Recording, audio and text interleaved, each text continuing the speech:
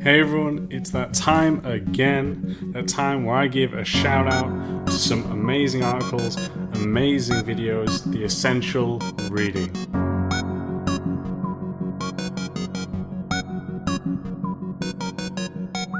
Hey everyone, it's me, your host, Max Pears.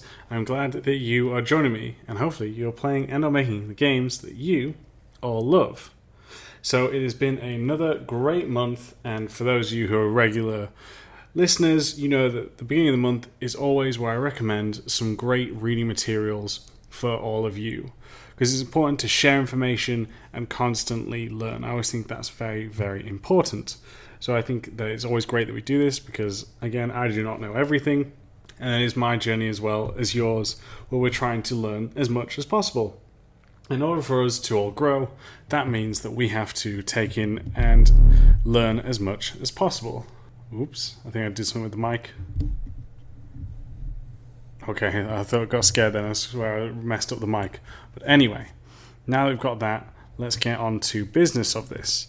I'm going to be suggesting 4. Normally I suggest 5, but due to some fact that I've just come back from China, I'm very tired, so I'm only going to be suggesting 4. I haven't had much chance to read and catch up because the internet kind of issues, or restrictions should I say, within China are very different.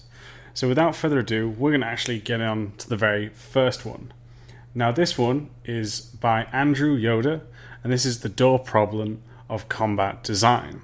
It's a great article, and you may have seen it because it's doing the rounds on Twitter right now, which is great to see.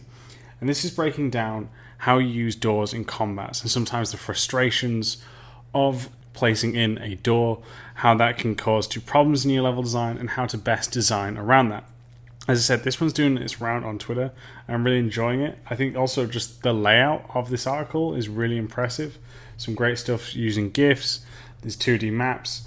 I think that it's really, really an impressive article, and I couldn't say really much more than that. I think it's very much one that I do recommend doing, and I think it ties into some stuff we'll talk about a little bit later, but I really do recommend checking out this article. So it's very well laid out. It's doing its rounds on Twitter as well, so I think it's worth taking a look into. So yeah, do check that one out. That is the very first one that I think is going to be enjoyable for many of you amazing people. The second one is by none other than Celia Hoden. Now, some of you will know that I'm a big fan of Celia's. I mention a lot of her work, and I've had the pleasure to speak to her multiple times, attend one of her talks, and I've recommended her book as well on this podcast in an earlier essential reading. So I would say that this one, her article, which is Understanding the Success of Fortnite, a UX and psychology perspective, is really important because it's actually what a lot of her talk, or the talk that I saw her give, is about and based upon. And for those who don't know, Celia used to work at Epic Games and worked on Fortnite, and safe to say we can all understand how big of a success Fortnite has been. And I think it's fantastic, and it's fantastic what she's constantly doing. I'm a huge, huge fan of her work. I think she's an amazingly very nice and friendly person as well, and I've got just nothing but positive things to say about her. I'm really also, and this is just slightly off topic from the article is really worth a read. But what I've really been enjoying seeing is there's a lot in terms of freelance artists out there. There's a lot of different people out there doing freelance, which is fantastic. But it's very rare to see freelance designers in the industry of video games. And she's now doing it. She is traveling the world, working with many different companies, and I truly have just so much respect because it's opening up a new avenue. Now, obviously, her design is different to what I do, but they do tie in together. I think there's always a lot to learn, which is why I enjoy a lot of her work. So yeah, I recommend this, and that is article numero dos for us. Now, normally here, guys and girls, I put in the plug for the Patreon. I talk about, the Patreon, how this can help with the podcast. But I'm not going to put this on here right now. I want to take the time to actually apologize to all those Patreons, because I've finally gotten back into working on the podcast, but I've not been able to give enough time and support to all of you amazing gurus who have dedicated, money and backed and supported the podcast. So I really do want to take the time to apologize, because that's not what I want. That's not what I've wanted to do, and I've never wanted people to feel like they're not getting the most out of the podcast. Anyone who's been with me for a long time knows that I try hard, but I've really dropped the ball on this one.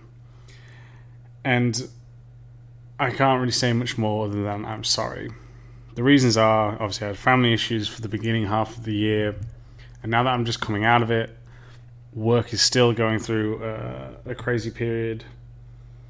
I'm also, again, still doing traveling. As I said, I just got back from China, and again, I was away for a week, and sadly, I was having assistants to help me run things with the podcast and the Patreon, but unfortunately now I do not. And I do sincerely apologize for this. This is not what I've wanted to do, or not intentions that I've had for this. So I just wanted to know that I will be getting back to it. It is still a slow start, and I'm still finding my groove into this. But for those who've backed for the $5, you will be getting another weekly task come Wednesday, so the day after this podcast comes out. And for those who want to do the level design weekends, I will be doing one later this month. The date will be coming, it will be announced next week, as I'm still finalizing stuff on my end to make sure I'm not going anywhere or there's not any issues that can distract from it. But again, I just want to sincerely apologize. I am going to get back to this and pick it back up. For those who, feel annoyed or frustrated, you can always talk to me. There is always a feedback channel on the Discord, as well as I'm available to speak to on Discord, as well as Twitter, email, LinkedIn, all these places. So I just want to take the time to say I'm sorry again, and that's not what I ever wanted. So I truly am apologetic for dropping the ball on this one. So I will be coming back to normal, and I look forward to hopefully getting back onto everyone's good. Well, I don't feel I've fully annoyed anyone, but getting back to where you feel that you're learning as much as possible from this team. So yeah. Okay, with that out of the way, let's go on to number 3. Now this one here is won by myself, and this is level design for combat. Now I really like this article in terms of I'm proud of the content inside it, and this is only just part 1. There is going to be a second part, which is in the works as we speak. But this is where I break down, after finishing off my 10-week course with the CGMA, there was one week where we had to design 3 combat spaces. One of them I'm very proud of, but it got me thinking about what makes a good combat space. I think there's a lot to it, and I started to break down what I believe helps make a good combat space. I'll be talking about things such as metric, scaling, all of these things that you can use to help make your own great combat spaces, as well as showing more of the documentation side, which I sometimes don't think gets shown enough. And with that, you'll be able to see kind of my thought process, what goes into it. And then you can expect in the second week me breaking down the combat room I created and why I believe it's a strong combat room for you to understand there. As I said, I enjoyed writing that one up, and I'm looking forward to writing part 2. So you can check that one out. I think it's a very good one overall. Now, this is for the final article that I'm recommending to you all, and this is on Gamma Sutra.